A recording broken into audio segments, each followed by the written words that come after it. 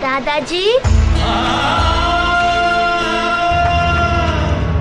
यार इंडिया में अगर रविवार का दिन हो और टीवी पर सेट मैक्स लगा तो बताओ दिमाग में कौन सी फिल्म आती है? बस एक ही नाम, सूर्यवंशम। अमिताभ बच्चन का डबल रोल, भानु प्रताप सिंह का रुतबा और हीरा ठाकुर की वो शानदार बस।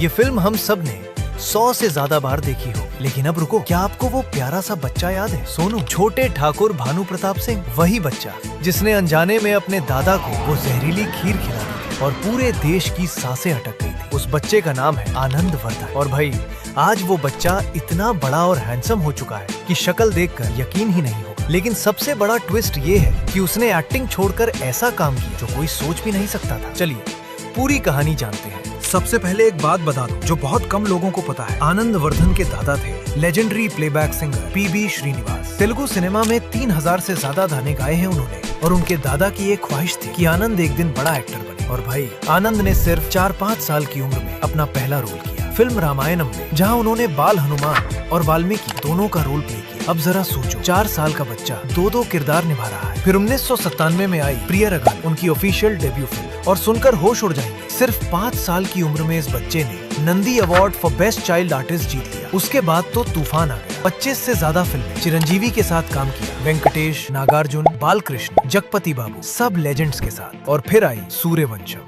सॉरी फ्रेंड, मुझे आने में थोड़ी देर हो गई।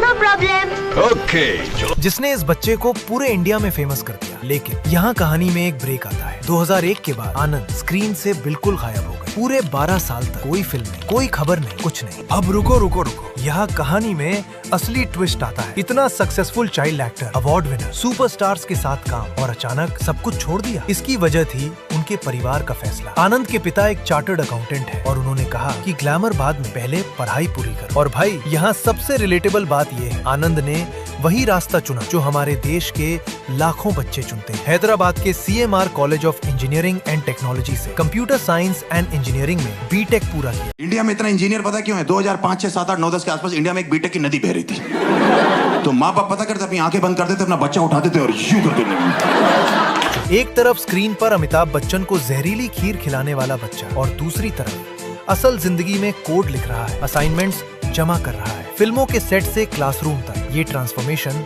किसी फिल्म की स्क्रिप्ट से कम नहीं है। लेकिन दोस्तों, अब जो बताऊंगा ना, वो इस पूरी वीडियो का सबसे बेस्ट पार्ट है। कहते हैं ना कि जिसके खून में एक्टिंग हो वो कैमरे से ज्यादा दिन दूर नहीं रह सकता। इंजीनियरिंग पूरी करने के बाद आनंद ने वापस अपने पैशन की तरफ रुख किया। डांस सीखा, मार्शल आर्ट्स की ट्रेनिंग ली, एक्टिंग की क्लासेस ली, बॉडी बनाई। और दोस्तों, ये सिर्फ प्लानिंग नहीं रही, आनंद ने फाइनली अपना कमबैक कर लिया है। उनकी पहली फिल्म बतौर लीड हीरो निदुरिंचु जहापना 14 फरवरी 2025 को रिलीज हो चुकी है।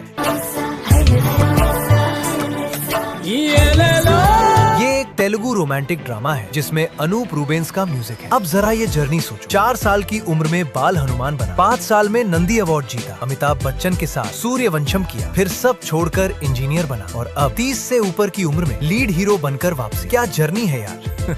और सबसे मजेदार बात, खुद आनंद कहते हैं कि अगर कभी बॉलीवुड में काम करना हो तो बस कहना होगा, मैं वो बच्चा हूँ जो जहरीली खीर खिलाता था, और सब तुरंत पहचान जाएंगे। दादा पीबी श्रीनिवास का सपना था कि आनंद एक दिन बड़ा एक्टर बने, और आज वो सपना पूरा हो रहा है। अब बताओ, सूर्यवंशम का आपका सबसे फेवरेट सीन कौन सा है? वो जहरीली खीर वाला सीन, हीरा ठाकुर का बस वाला सीन, या अमिताभ जी का बेटे को बाप से बढ़कर कोई नहीं सिखा सकता वाला डायलॉग? कमेंट्स में जरूर बताना। और हाँ, अगर निदुरिंचु जहापना देखी हो तो उसका भी रिव्यू बताना। ऐसी ही 100% real where are they now stories के लिए नो हॉली बॉली को अभी सब्सक्राइब करो और बेल आइकन जरूर दबा दो। मिलते हैं अगली वीडियो में।